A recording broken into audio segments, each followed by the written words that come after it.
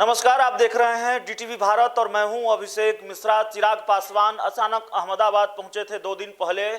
अपने अहमदाबाद दौरे को उन्होंने निजी दौरा बताया था, लेकिन खबर आ गई कि उन्होंने दिवंगत नेता, बीजेपी के जो दिवंगत नेता हैं अरुण जेटली, उनके रिश्तेदार से मुलाकात की है। बीजेपी के बड़े नेता माने जाते रहे हैं और क्राइसिस मैनेजमेंट में उनको महारत हासिल है। जिस बीजेपी नेता से चिराग पासवान ने मुलाकात की है, चिराग पासवान अब भी ये कह रहे हैं कि ये उनका निजी दौरा था, लेकिन माना जा रहा है कि चिराग पासवान अगर अचानक अहमदाबाद पहुंचे थे तो ये दौरा यूं ही नहीं रहा होगा। अब उनके चाचा पशुपति कुमार पारस ने उनके अहमदाबाद दौरे को लेकर बड़ा बयान दिया है। एक इंटरव्यू के दौरान उनके चाचा पशुपति कुमार पारस ने ये कहा है कि चिराग पासवान अहमदाबाद में बीजेपी नेता से मुलाकात करने इसलिए पहुंचे थे क्योंकि वो चाहते नहीं हैं कि मैं केंद्र में मंत्री बनूं।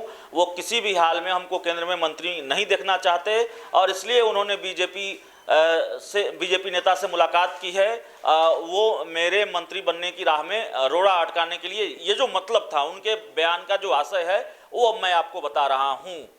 तो एक तो इस बयान से ये साफ है, अगर पशुपति कुमार पारस की बात सही है तो हमारी खबर पर मुहर लगी है।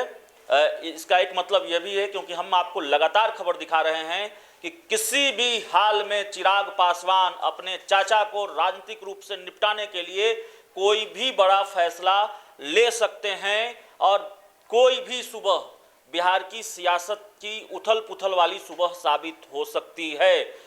खेल अभी बाकी है, पूरी तरह से खत्म नहीं हुआ है, हम लगातार ये कह रहे हैं, बल्कि खेल अभी शुरू हुआ है। चिराग पासवान की आशीर्वाद यात्रा शुरू होने वाली है। पशुपति कुमार पारस भी आज पटना पहुंच रहे हैं। केंद्र का मंत्रिमंडल विस्तार टल गया है और इसको लेकर भी चिराग पासवान का बयान आया है। चिराग पासवान ने कहा है कि अगर केंद्र का मंत्रिमंडल विस्तार मेरी वजह से टला है, मैं नहीं मानता ऐसा हुआ है, इस वजह से हुआ है, लेकिन अगर मेरी वजह से टला है तो मेरे लिए भी ये शुभ संकेत हैं।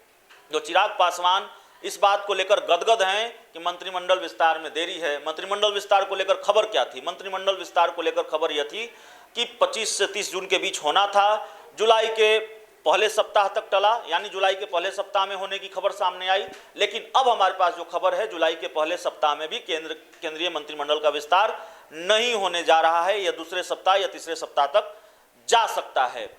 तो बड़ी खबर है पशुपति कुमार पारस को लेकर। उन्होंने बड़ा बयान दिया है और साफ तौर पर ये संकेत दिए हैं कि चिराग पासवान अपने चाचा को राजनीतिक रूप से निपटाने में लगे हुए हैं और जाहिर तौर पर निपटाने में लगे ही हुए हैं। चाचा ने रातों रात खेल किया, उनके 5 सांसदों को तोड़ा, अपनी पार्टी के राष्ट्रीय अध्यक्ष बन गए, सदन में संसदीय दल के नेता बन गए। और चिराग पासवान का अभी कोई सबसे बड़ा सियासी दुश्मन है तो उनके चाचा पशुपति कुमार पारस ही हैं। तो जाहिर तौर पर चिराग पासवान अपने चाचा को निपटाना ही चाहेंगे राजनीतिक रूप से।